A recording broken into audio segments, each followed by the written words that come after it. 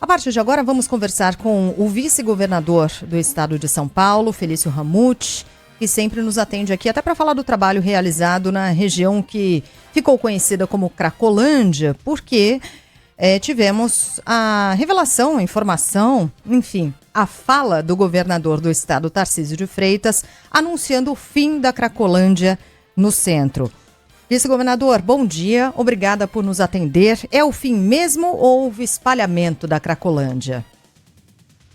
Bom dia, Sheila, bom dia, Carla, e a vocês que acompanham a Band News. Prazer poder falar com vocês e esclarecer. Sim, é o fim da Cracolândia e ela não retornará ao centro da mais importante cidade da América Latina. Um trabalho que ao longo de 2 anos e meio foi baseado em ciência, evidências, e é o que nos permite afirmar hoje, 6 meses após o esvaziamento completo da cena aberta de uso conhecida como Cracolândia, seu último endereço, né, Sheila, era ali na Rua dos Protestantes, e deixou de existir. O que nós temos, infelizmente, e aqui eu poderia dizer os vários motivos aos quais a gente ainda tem, obviamente, o uso de drogas, não só na cidade de São Paulo, mas no mundo inteiro. Pequenos grupos, né, muito pequenos, eu diria, que não se comparam em nada a um local onde o poder público estava completamente ausente. Um problema de 30 anos que parecia impossível de ser resolvido e nós resolvemos enfrentá-lo. Então era uma cena de 13 mil usuários que ali, na verdade, era um polo de atração do Brasil inteiro para quem queria se esconder da polícia ou da sua família e consumir drogas. Aquela cena não voltará a existir na cidade, não voltará a existir na cidade de São Paulo, porque nós vamos continuar atuando na área social, na área de saúde, também de habitação e, claro, de segurança pública. O estado de São Paulo agora presente para que a gente não tenha situações como aquela. Queria perguntar sobre as estratégias para que esse combate tenha sido feito e também o apoio a essas pessoas. Muitas delas, é claro que há os criminosos, há os traficantes que se aproveitam dos dependentes químicos para se instalar ali e, nesses casos, caso de polícia, são pessoas que têm que ser presas, mas há também esses dependentes químicos que têm muita dificuldade em se manter afastados, né? Quais são as estratégias para manter o centro da cidade de São Paulo dessa forma mais segura, né? Porque quem circula pelo centro tem mesmo relatado que, nesse sentido dos dependentes químicos, são pessoas que às vezes, né, realizam pequenos furtos para consumir droga, tem notado de fato, que há menos gente praticando esse tipo de crime. Mas o que é feito nesse sentido, então, vice-governador, para manter a região central dessa forma? Cara, de fato é uma sensação que corresponde à realidade. São 63% a menos de roubo de antes desse trabalho realizado ali na região central, em especial na questão da Cracolândia. E logo no início do trabalho, e por que eu sempre venho à rádio, já tive várias vezes com vocês, né, para falar sobre esse tema. O governador Tarcísio me deu essa missão, lá em janeiro de 2023, de coordenar esses trabalhos. Em março, nós apresentamos um plano de ação e seguimos rigorosamente esse plano de ação, sem muita mídia, sem espetáculo midiático, sem slogan, mas com muito trabalho.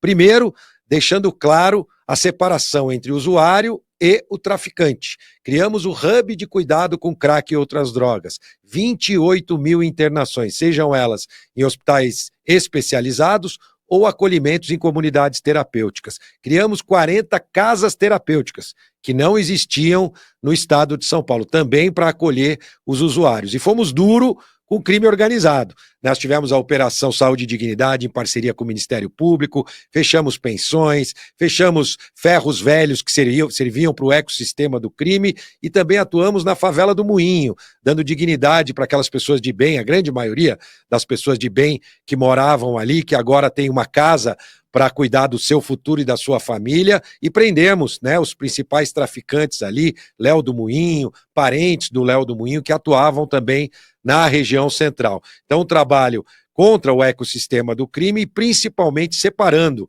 o usuário do traficante. Foram 1.500 traficantes presos. Agora é importante que a população saiba que esse trabalho não terminou. A Cracolândia, sim, deixou de existir, mas o trabalho de abordagem para aqueles usuários que são encontrados ainda em pequeníssimos grupos, 5, 10 pessoas, eventualmente, ainda que nós tenhamos outras pequenas cenas na cidade de São Paulo que sempre existiram, ali na Roberto Marinho, no CEAGESP, a gente reconhece, claro, isso, mas que não tem nenhuma ligação com a situação do fim da Cracolândia, que foi diminuindo ao longo de 2 anos e meio, com muito trabalho de assistência social, de saúde e de segurança pública. Agora, a percepção das pessoas, ainda bem que o senhor citou alguns pontos que sempre são mencionados aqui pela cidade, pelos nossos ouvintes, e é exatamente o que está acontecendo agora. A gente fica com o termômetro do WhatsApp no ar, enquanto o senhor falava, as pessoas vão mencionando lugares em que há concentração de pessoas consumindo drogas.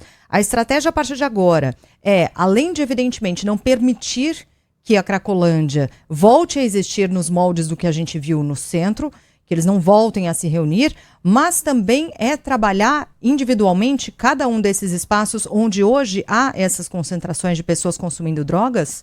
Como apontam aqui os ouvintes, tem um monte de endereço dúvida. Aqui, tem um monte de endereço, 2 o senhor já citou de cara.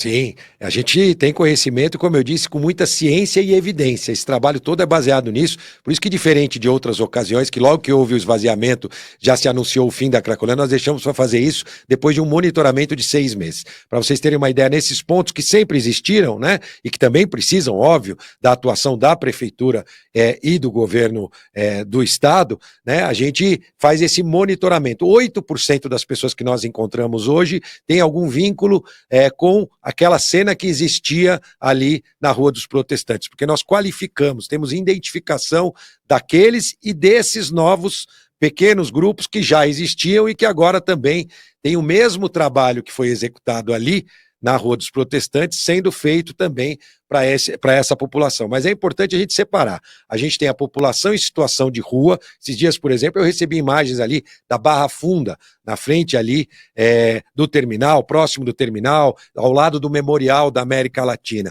Uma população em situação de rua, que normalmente está associada ao uso de álcool, mas que também pode haver o uso de crack, principalmente, por ser uma droga mais barata. A abordagem tem que ser feita, é assim que a nossa Polícia Militar e a Guarda Civil Municipal têm feito, e acionado as equipes de saúde e segurança para oferecer os tratamentos. Como eu disse, foram 28 mil internações no nosso hub, que continua aberto e recebendo, inclusive, usuários que querem trilhar pela jornada do tratamento, com o convencimento das equipes. Então é importante, sim, que a população nos ajude, relatando pontos, mas a gente tem todos esses pontos monitorados para que a gente não tenha mais na cidade de São Paulo um local físico onde quem domine é o crime organizado. Isso não existe mais e, repito, não existirá. Nós continuaremos sendo duro, combatendo o traficante e oferecendo ajuda para o usuário.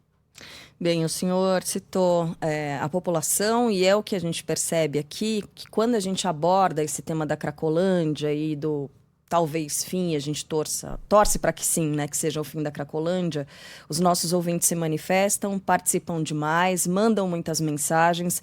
Vou registrar da Luciana, inclusive, olha, dizendo, ó, tem uma rua pequena em Pinheiros, Rua Cristóvão Gonçalves, perto da Faria Lima, perto da Cardeal Arco Verde, que virou ponto ali de tráfico e consumo de drogas. Por favor, sinalizem às autoridades. Como é que a população, vice-governador, pode ajudar, colaborar nesse combate ao surgimento de novas, às vezes a gente não chama de cracolândias, mas enfim, esses pontos de tráfico e consumo de drogas? Perfeito, é uma situação bem diferente, você tem toda a razão, são cenas de uso que a gente chama, né, com uma população menor e que a gente não pode deixar, obviamente, aumentar.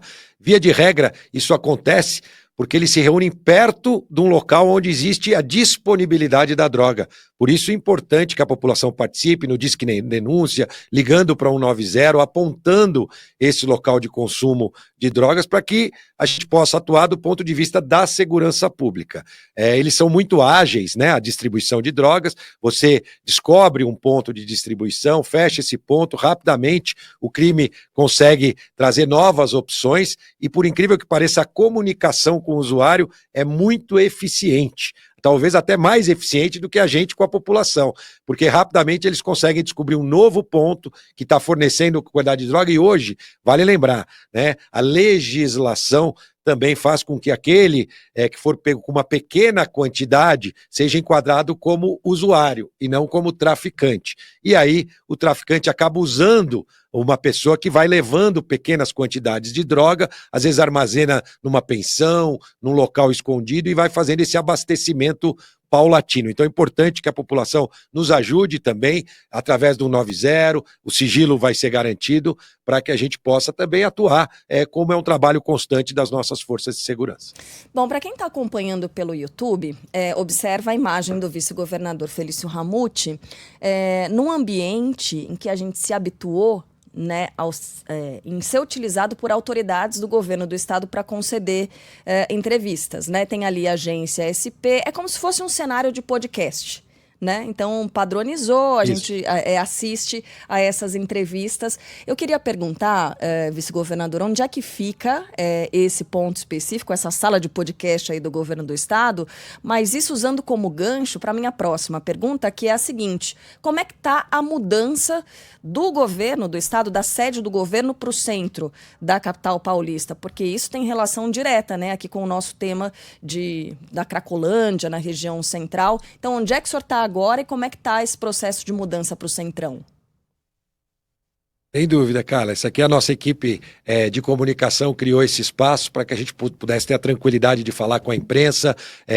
E aqui eu estou dentro do Palácio dos Bandeirantes, dando essa entrevista. Bem colocado em relação à nova sede dos serviços, na verdade, do estado de São Paulo. Hoje nós estamos espalhados por 65 prédios na cidade de São Paulo. Tudo isso vai ser concentrado ali na Praça Princesa Isabel, no centro. A gente falou bastante agora nessa manhã sobre a intervenção humana, esses cuidados com as pessoas, seja através da habitação, da saúde ou do acolhimento social, e essa faz parte agora da intervenção urbana, que é a revitalização da região central, mostrando que o Estado olha para o centro com um olhar para que a gente possa criar políticas públicas também de atração de novos investimentos para a região central. E o centro administrativo terá o seu leilão agora, no dia 28 de novembro, 5 bilhões de reais de investimentos, 22 mil funcionários que hoje estão nesses 65 prédios espalhados, estarão todos ali na região central, em frente à praça, que hoje é um parque, chama Parque Princesa Isabel, já foi concentração de usuários de drogas.